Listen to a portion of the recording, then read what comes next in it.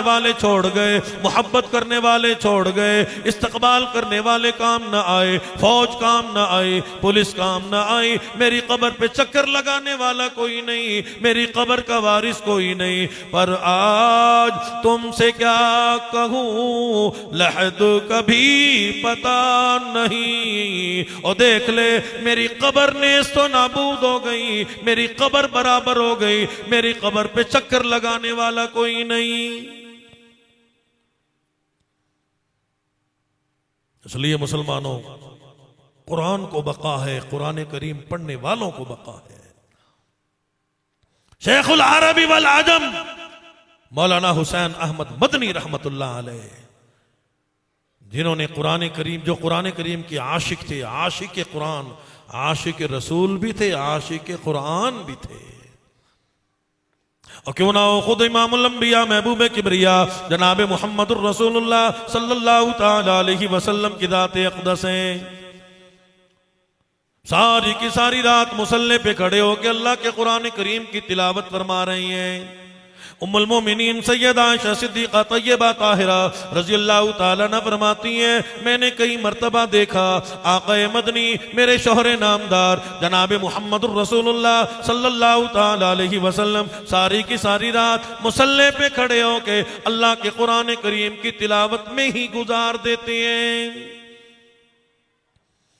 इसी को कमतर मरूम कहता है कि कटन राता मुसल्ले ते, कटन राता मुसल्ले ते खलोतियां पीर सुज वेंदे, न इतना जग रब आखे इबादत ए जई होवे, पैगंबर मुक्तदी होवेन इमामत ए जई होवे, करन दुश्मन भी तारीफा लियाकत ए जई होवे।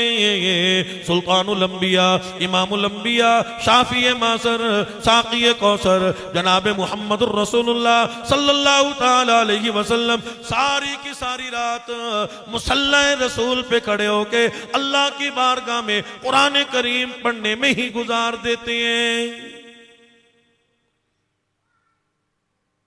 आज मोबाइल से ही फुर्सत नहीं, नेट से फुर्सत नहीं, सारी रात इसमें बैठे रहे, कुरान करीम पढ़ने पढ़ाने के लिए टाइम ना मिला तो बरकतें कहां से आएंगी, रहमतें कहां से आएंगी। कुरान करीम का देखना नसीब ना हुआ, दीदार करना नसीब ना हुआ। वो कहते हैं कि मौलवी साहब की किसी ने दावत की तो बैठक में जब बुलाया मोहब्बत के तौर पे, तो वहां कुछ उनकी रकम भी पड़ी थी, पंखा चलाया, हमारे यहाँ गर्मी होती है, उस इलाके का शायद ये वाकया होगा। तो वो जब पंखा चलाया तो मौलवी साहब ने उठा के वो पैसे रख दिए कहीं। घर वालों ने समझा हजरत की हमने दावत की थी, वो पैसे उठा के ले गए। साल गुजरा, अगले साल फिर दावत की, शर्म के मारे मेजबान ने कभी उनको ना बतलाया। अगले साल फिर जब दावत की तो बैठक में बिठा के पूछ लिया, हजरत पिछले साल हमारे यहाँ रकम पड़ी थी तो वो किधर गई? हजरत ने जब रोना शुरू किया तो आपने फरमाया कि मैं रो इसलिए रहा हूं कि साल गुजर गया, तुमने कुरान करीम को खोल के ना देखा। जब तुमने पंखा चलाया था वो पैसे उड़ने लगे, मैंने वो रकम उठा के कुरान करीम के साथ गले में रख दी थी कि चलो कुरान खोलेंगे इनको रकम मिल जाएगी। मैं रोता इसलिए हूं कि तुम इतने बड़े गाफिल हो कि तुमने साल गुजर गया कुरान करीम खोल के ना देखा। कुरान करीम का देखना भी सवाब है, पढ़ना भी सवाब है, सुनना भी सवाब है। बरकतें कहां से आएंगी, रहमतें कहां से आएंगी जब आज हम कुरान करीम से दूर हो गए। इसकी वजह यह होती है कि दिल में कुरान करीम और कुरान वालों की अदावत रखी, दुश्मनी रखी। कुरान पढ़ो, कुरान पढ़ाओ, कुरान को समझो, कुरान को समझाओ, कुरान करीम वालों से मोहब्बत करो। हुजूर ने फरमाया पांचवा काम कभी ना करना, कुरान करीम वालों की अदावत मुखालफत दिल में कभी ना लाना, वरना तबाही और बर्बादी आएगी। इसलिए अगर पढ़ सकते हो तो कुरान करीम पढ़ो, वरना कुरान करीम सुनो, फिर कुरान करीम वालों से मोहब्बत करो, खिदमत करो। खुश नसीब हैं वो लोग कि जिनका माल कुरान वालों पे खर्च हो जाए। मेरे अब्बा जी रहमतुल्लाह अलैह तो खुल के फरमाया करते थे कि खुश नसीब है वो आदमी जिसका माल खा के कारी कुरान पढ़े, और बदनसीब है वो आदमी कि जिसका माल खा के कंजरी कंजर पढ़ा करे, बेहयाई करे, बदमाशी करे। खुशनसीब है वो लोग। तो मैं इन बच्चों को, इन बच्चों के वालिदैन को, असातिज़े किराम को मुबारकबाद पेश करता हूं कि अल्लाह पाक ने आपके बच्चों को कुरान करीम की खिदमत के लिए कबूल फरमाया। ये चुने हुए लोग हैं।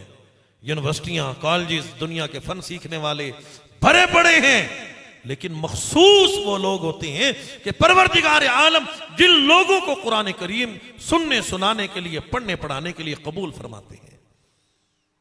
हरी वकारा मसाबिन के तमाम साथियों को मैं मुबारकबाद पेश करता हूं, वालिदैन को मुबारकबाद पेश करता हूं कि आपने इतनी बड़ी मेहनत, और ये इस शहर के इलाके में, और जहां किस्म किस्म की गफलत वाले लोगों ने इंतजाम किए, अल्लाह रब्बुल इज्जत ने कितना बड़ा इनसे काम लिया कि इन्होंने यहां कुरान करीम की खिदमत का काम लिया। अल्लाह ने इनको कुरान करीम पढ़ने पढ़ाने के लिए मखसूस फरमाया। और मैं तो अर्ज किया करता हूं, जिनके बच्चे कारी बन गए, हाफिज बन गए, उनको मुबारक हो, उनको लिए अल्लाह पाक ने मुफ्त में जन्नत दे दी। फजाइल अमाल में भी हदीस है, उसे भी आप उर्दू में ही पढ़ सकते हैं। सुल्तानुल अंबिया, इमामुल अंबिया, महबूब किबरिया जनाब मुहम्मदुर रसूलुल्लाह सल्लल्लाहु तआला अलैहि वसल्लम की दाते अक़दस ने इरशाद फरमा दिया, कल क़यामत का दिन होगा, जन्नती लोग जन्नत में जा रहे होंगे। कुछ लोगों को देखा जाएगा, नूरी मिंबर है, नूरी ताज पहने बैठे हैं, नफ्सा नफ्सी का आलम है। यौम यफिर्रुल मर्उ मिन अखी व उम्मिही व अबी व साहिबतिही व बनी। माँ बाप, बीवी, बच्चा, औलाद, हुकूमत, पैसा, औदा, नौकरी, कोई भी काम नहीं आता, कोई किसी की बात सुनने के लिए तैयार नहीं, नफ्सा नफ्सी का आलम है। इन हालात में कुछ लोग नूरी मिंबर पे बैठे हैं, नूरी ताज पहन के बैठे हैं, सोने का मिंबर है, सोने का ताज परवरदिगार आलम ने ऐसा अता फरमाया। हुजूर अकरम सल्लल्लाहु तआला अलैहि वसल्लम की दात अक़दस ने इरशाद फरमा दिया, अगर उस नूरी ताज की एक नुक्कर, यूं थोड़ा सा टुकड़ा अगर दुनिया में दिखा दिया जाए, उसकी रोशनी की वजह से दुनिया तमाम की तमाम जिया की वजह से हरकत में आ जाए, लोग अर्ज करेंगे मेरे अल्लाह ये कोई नबी है, ये कोई पैगंबर है, ये सहाबा की जमात है, सहाबियात है, अहले बैत है। अल्लाह रब्बुल इज्जत फरमाएंगे, अंबिया का मकाम तो बहुत बुलंद है, सहाबा का मकाम भी बुलंद है, सहाबियात का मकाम भी बुलंद है।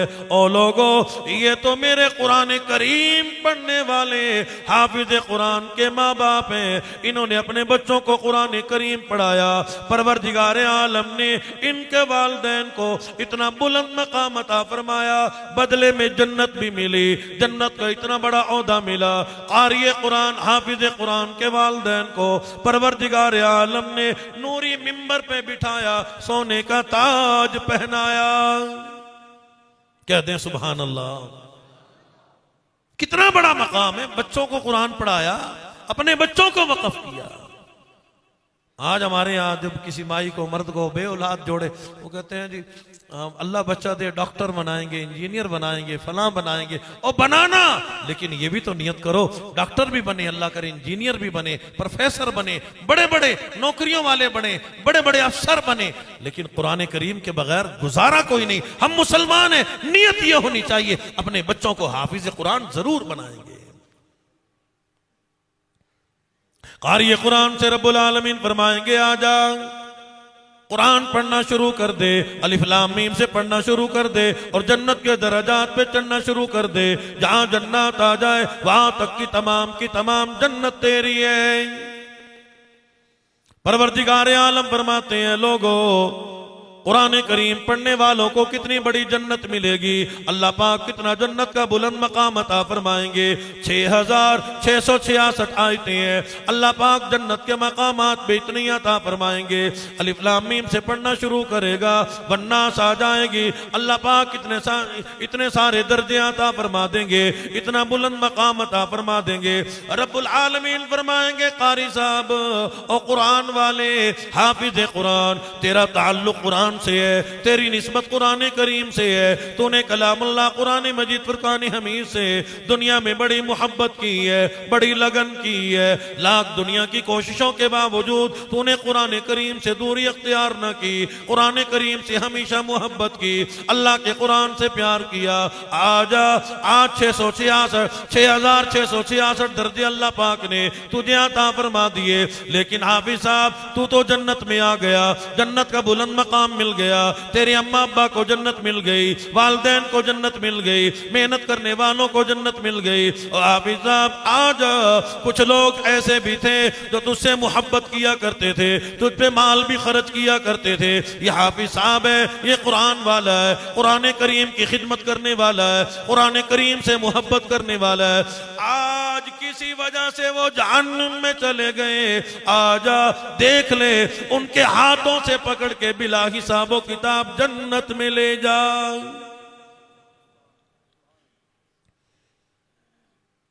बल्कि उलमा ने यहां तक लिखा है, कोई 10 कहता है, कोई 70 कहता है, लेकिन मैं कंजूस मौलवी नहीं, मैं वली नहीं, मैं वली का बेटा हूं। मेरे अब्बा जी रहमतुल्लाह अलैह वली थे।